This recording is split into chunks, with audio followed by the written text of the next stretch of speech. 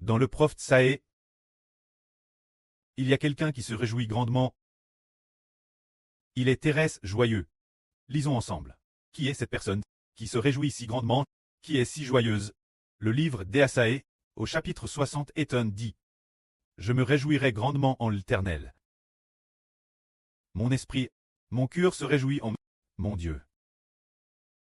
Car il m'a revêtu des vêtements du salut et de la guerre. Il m'a couvert du manteau de la justice, comme un fiancé se pare d'une diadème, et comme une fiancée se pare de ses joyaux. C'est dire qu'il y a quelqu'un qui se réjouit grandement. Qui est-ce?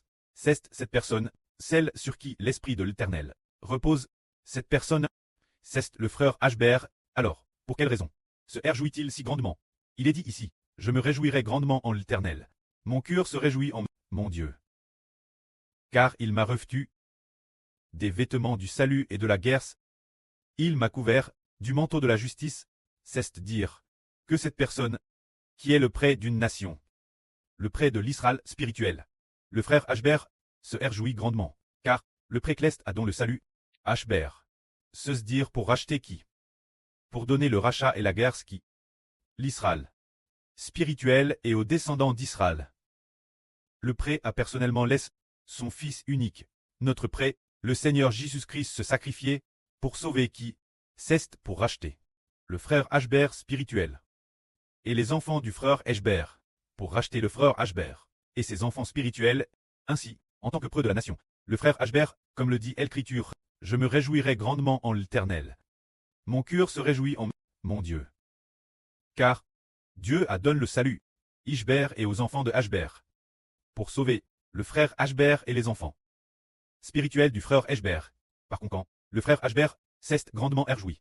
Et il est dit ici: L'Éternel m'a revêtu du manteau de la justice. C'est dire, eh bien, Ashbert est juste, les enfants de Ashbert sont tous justes. Ils ne considèrent plus le frère Ashbert comme pécheur, ni le frère Ashbert et ses enfants spirituels comme pécheurs, mais au contraire, il les a revêtus du manteau de la justice. Ils sont justes. D'où vient cette justice? Du Fils du précleste. Le Seigneur Jésus-Christ vient cette justice, c'est dire que parce que nous croyons au Seigneur Jésus-Christ, alors le précleste nous donne le salut, en disant: Israël, l'Israël spirituel de Ashbert, et de l'Israël spirituel, et des enfants des Ashbert, ils sont tous sauvés. Sauve, ne prissant pas, c'est dire qu'il a donné le salut en disant: Toi et ta descendance je vous sauverai. Mais la descendance de tes ennemis, je l'exterminerai. Alors, le prêt a divisé l'humanité en deux groupes. L'un est l'Israël spirituel, et les enfants d'Israël, et l'autre groupe appartient à Satan, et la descendance de Satan. Alors le précleste considère Satan et la descendance de Satan comme pécheurs, mais le frère Ashbert et la descendance des Ashbert comme justes. C'est tout comme revêtir la robe de justice et nous donner le salut, sans pour autant donner le salut, Satan et sa descendance.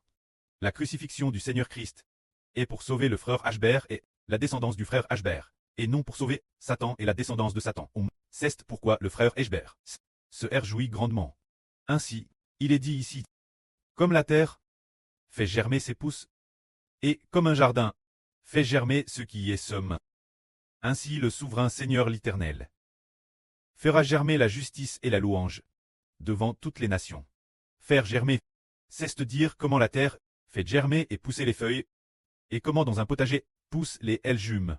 De Madame, le précleste l'Éternel va aussi faire en sorte que sa justice et sa louange, parmi toutes les nations et tous les peuples, germant, c'est dire, la justice c'est que tous ceux qui veulent accueillir le frère Ashbert soient appelés justes, et tous ceux qui accueillent le frère Ashbert loueront Dieu.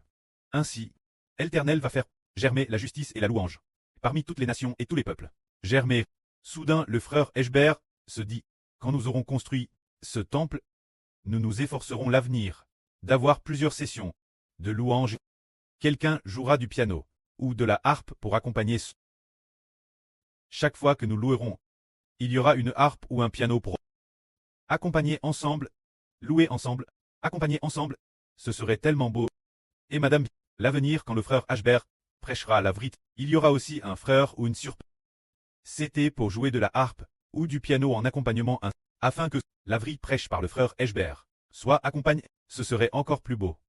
Non seulement pendant la louange, il y aura un accompagnement, mais madame, pendant la prière, il y aura un accompagnement, ce serait magnifique. Pendant la prière, pendant la louange, pendant la prédication de la vraie, il y aura un accompagnement partout, ce serait d'une beau infinie. En espérant qu'un jour, nous puissions accomplir cette belle œuvre, car notre royaume est un royaume de louanges, un royaume de prêtres, se dire. Avec la harpe, le piano et les louanges, accompagne de prières et de vris. Alors ce royaume est un royaume d'une beau extrême, qui aux yeux de Dieu est appelé un royaume de justice, un royaume de louanges, et madame, frère Heber, le précleste dit aussi qu'il est un roi de justice. C'est un roi de justice. Il est juste, il juge et combat avec justice.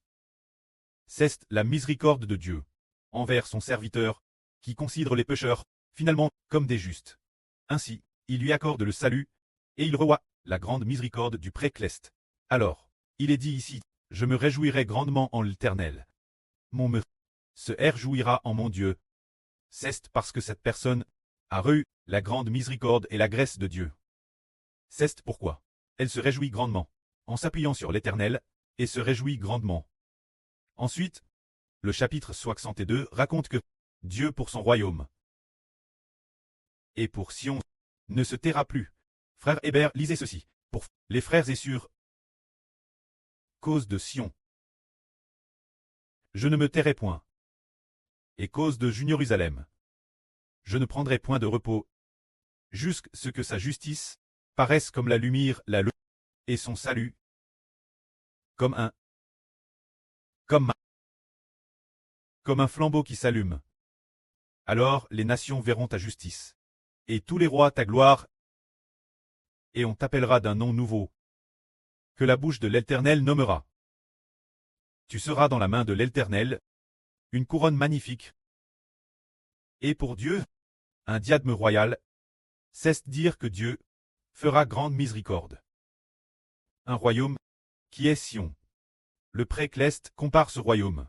Son épouse, le précleste, semble dire, pour ma femme, je ne me tairai plus. Pour mon épouse, je ne garderai pas le silence, jusqu'à ce que la justice de mon épouse brille comme la lumière, et le salut de mon épouse comme un flambeau qui s'allume. C'est dire que le précleste veut pour son royaume, faire de son royaume un royaume de justice, et faire que son royaume brille d'un éclat éblouissant. C'est dire que pour ce royaume, le pré veut pour l'Israël spirituel. Il ne se taira plus. Il veut faire de ce royaume un lieu de justice, un lieu de salut, qui trouve miséricorde. Alors le pré dit, on t'appellera d'un nom nouveau, et tous les rois verront ta gloire. On te donnera un nouveau nom. C'est la bouche de l'Éternel qui l'a dit. Le précleste a de nouveau donné son épouse un nouveau nom. Ce nouveau nom, quel est-il? Oh, ils savent que ce nouveau nom et appelle la nouvelle Jérusalem. Haha, et appelle la nouvelle Jérusalem. Il se pourrait aussi que ce soit le royaume d'Israël de la nouvelle alliance. Peut-être le royaume d'Israël de la nouvelle alliance. Ce n'est plus le royaume d'Israël de l'ancienne alliance. Sinon, on l'appellerait directement l'ancienne Jérusalem. On l'appelle la nouvelle Jérusalem. On l'appelle le royaume d'Israël de la nouvelle alliance. Juste la nouvelle Jérusalem, descendant du ciel. La nouvelle Jérusalem. Ah, comment devient-elle de la nouvelle Jérusalem? Oh, c'est qu'une nouvelle alliance a établi. C'est devenu une nation qui porte du fruit. Par le Seigneur Jésus-Christ, l'alliance a établi. Alors, cette femme, qui l'origine n'était pas belle, et n'était pas aime de Dieu, mais par le Seigneur Jésus-Christ, crucifié. Après avoir été rachetée, cette femme, se dire ce royaume, est devenue la bien-aime, celle qui a obtenu miséricorde de Dieu. Devenue comment? Devenue ce que Dieu a dit. Je te rendrai belle. Dans ma main, tu seras une couronne de gloire. Un diadème royal dans la main de ton Dieu. C'est dire de devenir comme une reine, n'est-ce pas? Devenir une reine, voire une impératrice, tout aussi belle, d'une beauté suprême. La reine de Dieu, il compare le royaume, sa reine, ce qui est la beauté suprême, plus belle que toutes les nations et tous les peuples. C'est merveilleux, n'est-ce pas? Nous, ce groupe d'enfants, comment avons-nous la chance de devenir les enfants de la reine? La reine, c'est le royaume des cieux. Le royaume des cieux, c'est la reine. Puisque nous sommes devenus les enfants du royaume des cieux, le précleste et l'empereur, se dire le vrai Dieu. Elle pousse de Dieu. C'est donc la reine de Dieu. la reine de Dieu et du Seigneur Christ. C'est notre MRR. C'est notre grand-mère. C'est notre MRR. Alors, nous devenons les enfants de Dieu et du Seigneur. Se dire les enfants de la reine. C'est d'une beau suprême. Ce moment-tel, Dieu compare son royaume ainsi, en disant: tu ne seras plus nom Dlès, et ta terre ne sera plus nom Zol. Mais on t'appellera mon plaisir en elle. Et ta terre sera appelle-pouse. Auparavant, Dieu avait abandonné son royaume, avait délaissé son royaume, mais maintenant, après la rédemption du Seigneur Christ, Dieu dit: ce royaume, sa femme sera appel, non plus appel la délaisse. Auparavant, Dieu a délaissé sa propre femme. Mais maintenant, elle n'est plus appel la délaisse, mais elle sera appel mon plaisir en elle. Auparavant, le royaume de Dieu était comme sans mari. Mais maintenant, il est nouveau appel ayant un mari. Car l'Éternel prend plaisir en toi. Et ta terre aura un mari. Car, comme un jeune homme épouse une vierge, comme un jeune homme épouse une jeune fille, ainsi l'Éternel qui te bitite t'épousera. Comme le mari se réjouit de sa mari, ainsi ton Dieu se réjouira ton sujet. Se dire Dieu, qui cause de son royaume, se réjouira grandement. Dans la Bible, il y a aussi d'autres livres prophétiques. Oh, la parole de Dieu dit: je suis rempli d'une grande zèle pour Sion. Je retournerai Sion. Dieu dit, ce qui signifie que pour ma femme, je suis extrêmement zèle, j'ai une grande passion pour elle, et je vais retourner auprès d'elle. Quelque chose comme A. Alors quand le précleste retourne dans un royaume, l'Éternel Dieu retourne dans son royaume. Alors ce royaume est le royaume où Dieu habite.